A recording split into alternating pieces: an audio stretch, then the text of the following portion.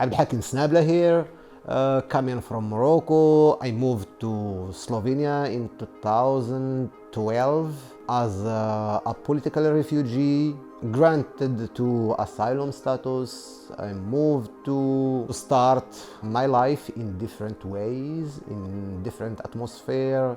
Lately I granted to become a Slovene citizenship. I have had many challenges: how to get a proper job, how to improve your life in general in Slovenia. So in my case, just I couldn't find some precise thing to do. By the end of the day, I figured out that I have something to tell, something to say, something to share as an experience with people. I decide, look, from today on, I will be expressing my thought via the camera. Here we are not talking about which brand, expensive, not expensive, but a camera. It's gonna catch the light, the moment, then tell your story. So in Slovenia, the Africans, immigrants, they are new somehow. Even they are, many of them they came couple of years ago, but yet we don't have a proper place to interact, to talk, to even to drink water or to drink tea. From here I said, okay, Metelkova, what about Metelkova? Metelkova used to become a military state in the time of Yugoslavia, but after the Yugoslavia collapsed, the Slovene they took their independence in 1991, and this place it became an alternative place, a place which is you can do art, you can hang around with friends. It's a squatted area, but with some local Slovene charm. So Metelkova, for me, since 2014-15, it was my favorite place to go to drink coffee or tea or whatever with friends. It has this vibe, you are not a stranger, because whenever you turn, hey, Mama Africa, from the north, from the south, name it. So for me, this supporting atmosphere, I didn't take it like a grant to gain money through some ways, but okay, it's an opportunity to build something nice. This open exhibition actually it came like a response of these mostly closed areas that if you wanna be using them or exhibiting in some professional museums or exhibitions or so on, it's a long story, it's a long process. And the first question you will be facing, what have you done so far in photography? No one gonna get you. So only one option, as stubborn as I am, just go get a little of money, which is mainly social support, take part of it, print pictures, hang them, and trying to tell a story through these pictures. So the development of the idea how to use art for making a little change within the community, it's a process, and it took me a couple of months till I came with an idea that gonna get me a full access to use my art to talk about some social issues going on here in Slovenia within our community, and that's the same for more or less for the most immigrants. So the idea started actually, I was in Metelkova having my exhibition, then some guys they told me, oh, you know, our brother who is from West Africa, he will be deported. I did my homework, I contacted the guy, then I found out he is voluntarily wanna go back home. So Then I said, okay. I had with him a little conversation, and in certain moment I came to the idea why I cannot make an exhibition telling the story of this friend of ours, and also to tell the background of Postojna and so on and so on. The attention center in Postojna was my first hosting institute when I came in Slovenia. So I know what does it mean to be locked 24 hours. That's why I give our friend something to get him out of that pressure existing generally, not only in Postojna, but in all locked places or locked institutes. That friend of ours, he has been living here in Slovenia as an asylum seeker for 4 years.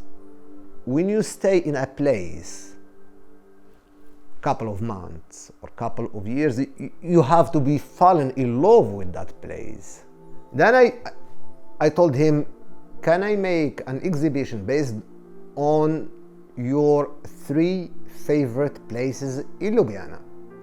And he said, okay. Then I decided to give this exhibition a title of Unextended Eyes.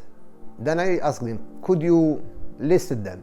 Then he said, one place is here in Visegrad, where there are horses and beautiful nature and so on, because our friend, he used to spend time and to relax in that area. Then I went there with my camera. I got some shots, and mainly they were 2 horses. One, I tried to capture it like someone looking to that horse from behind the fences, or behind the barrier, or name it.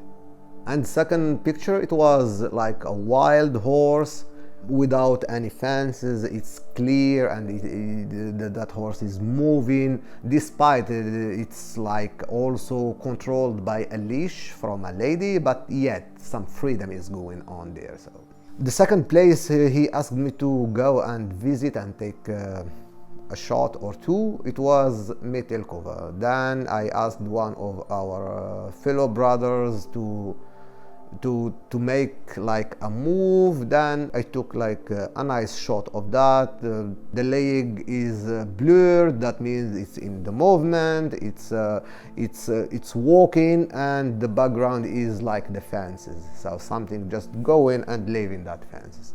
The third place he asked me to visit, actually it was an asylum home, and he said, just pretend that you are going from asylum home, and what you see in front of you, just take a picture. Meanwhile, leaving asylum home, I walked like couple of meters, then I turned.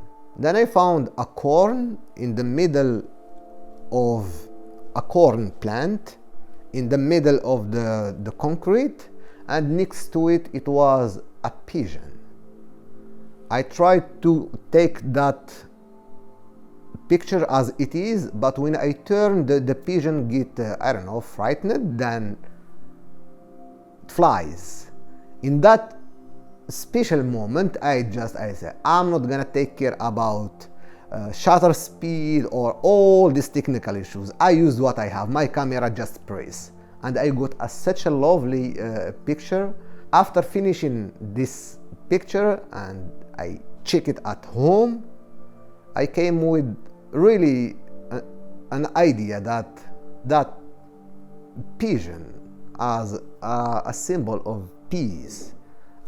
His vision was completely presented because he was the one who decided about the place that I will take pictures in.